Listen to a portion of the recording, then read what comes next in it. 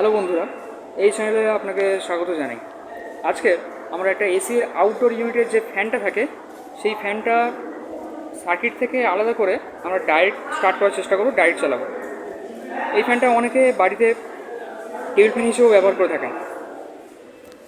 3টে তার আছে, এর মধ্যে অবশ্যই একটা কমন, একটা স্টার্টিং, একটা রানিং তার হবে। আমরা কোনটা কী তার সেটা এখন জানি না, সেটা আমরা আলাদা করে এই মাল্টিমিটারের সাহায্যে চেক করব, চেক করে দেখাবো। বন্ধুরা, যে কোনো মোটরে দুটো ওয়াইন্ডিং থাকে, একটা স্টার্টিং ওয়াইন্ডিং ও একটা রানিং ওয়াইন্ডিং। ধরে নিচ্ছি এটা আমাদের স্টার্টিং ওয়াইন্ডিং ও এটা আমাদের রানিং ওয়াইন্ডিং। রানিং ওয়াইন্ডিং ও স্টার্টিং ওয়াইন্ডিংয়ের একটা একটা করে টার্মিনাল শর্ট করা থাকে, এটা আমাদের হয়ে যায় কমন টার্মিনাল। যেটা স্টার্টিং ওয়াইন্ডিং তার সঙ্গে ক্যাপাসিটর কানেক্ট থাকে, ও এইখানে রানিং ওয়াইন্ডিং সরাসরি কানেক্ট থাকে। এইখান থেকে আমাদের ফেজ, নিউট্রাল, সাপ্লাই এভাবে দেওয়া হয়। ক্যাপাসিটর শুধুমাত্র স্টার্টিং ওয়াইন্ডিংয়ের সঙ্গে সিরিজে থাকে, রানিং ওয়াইন্ডিংয়ে ফেজ ও নিউট্রাল সরাসরি কানেক্ট থাকে।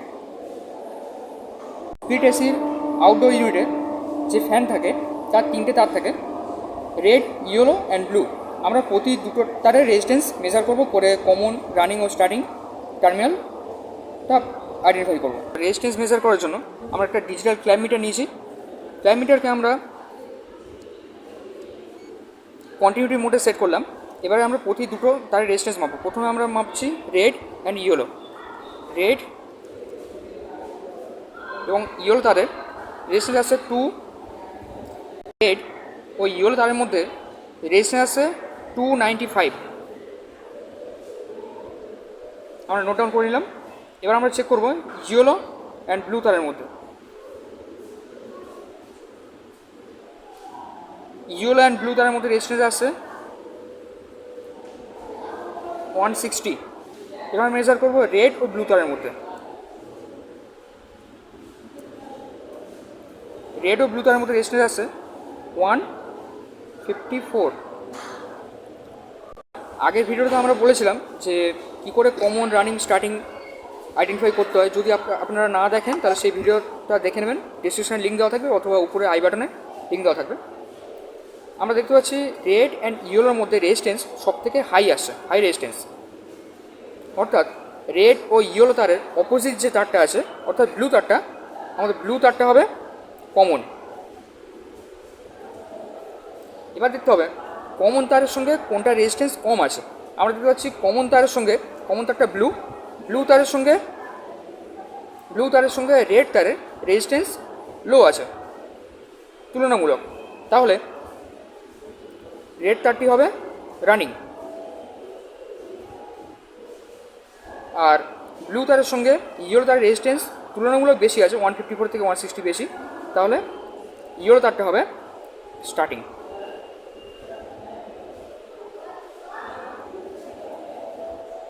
বন্ধুরা, এখান থেকে দেখতে পেলাম যে ব্লু তারটা হচ্ছে কমন, তাহলে এটা কমন পয়েন্ট, এটা ব্লু, এবং স্টার্টিং ইয়েলো, এই পয়েন্টটা ইয়েলো, এবং রানিং রেড, তাহলে এই পয়েন্টটা হবে রেড। আমরা বন্ধুরা এবার আমরা দেখতে পাচ্ছি ক্যাপাসিটার রেড আর ইয়েলো তারের মধ্যে কানেকশন হবে, আর রেড তারের মেন লাইনটা ইনপুট হবে। আমরা এখানে একটা 2.5 মাইক্রোফ্যারাডের ক্যাপাসিটি নিয়েছি, ফ্যান ক্যাপাসিটার। আমরা এর একটা পয়েন্ট মেন তারের সঙ্গে জুড়ে নিচ্ছি এবং এইটা আমরা রেডে লাগাবো।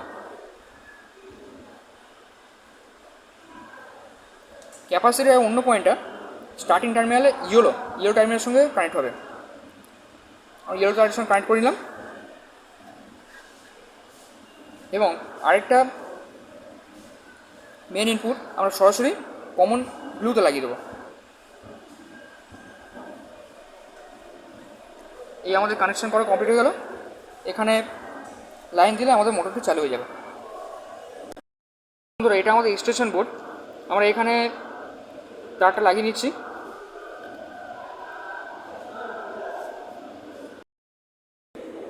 বন্ধুরা এবার আমরা সুইচটা অন করছি।